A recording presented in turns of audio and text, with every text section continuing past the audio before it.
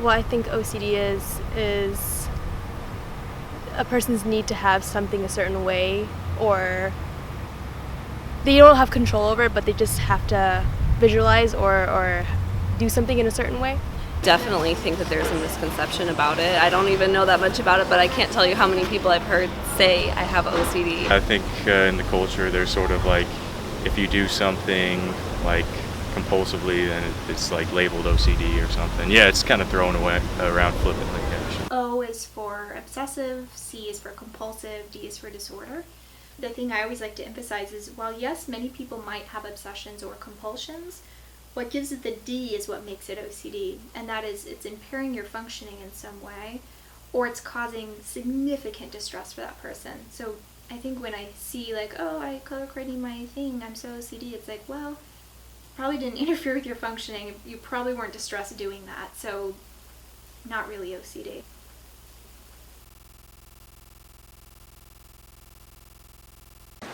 The first time I saw her, everything in my head went quiet. All the tics, all the constantly refreshing images just disappeared. When you have obsessive compulsive disorder, you don't really get quiet moments. Even in bed, I'm thinking, the block door, yes, the watchman's yes, the block door, yes, the watchman's yes. And when I saw her, the only thing I could think about was the hairpin curve of her lips, or the eyelash on her cheek, the eyelash on her cheek, the eyelash on her cheek. I knew I had to talk to her. I asked her out 6 times in 30 seconds. She said yes after the 3rd one, but none of them felt right, so I had to keep going. On our first date, I spent more time organizing my meal by color than I did eating or talking to her, but she loved it.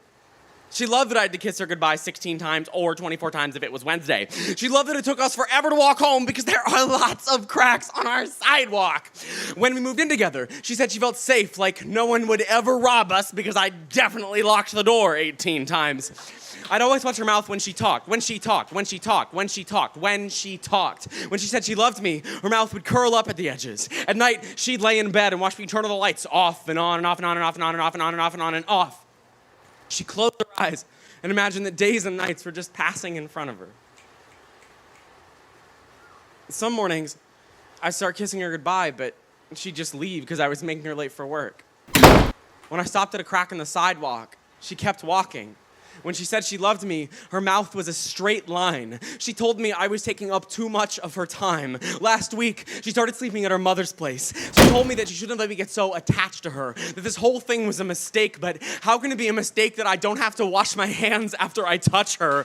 Love is not a mistake. It's killing me that she can run away from this and I just can't. I can't go out and find someone new because I always think of her. Usually, when I obsess over things, I see germs sneaking into my skin. I see myself crushed by an endless succession of cars, and she was the first beautiful thing I ever got stuck on. I want to wake up every morning, think about the way she holds her steering wheel, how she turns shower knobs like she's opening a safe, how she blows out candles, blows out candles, blows out candles, blows out candles, blows out candles, blows out candles, blows out.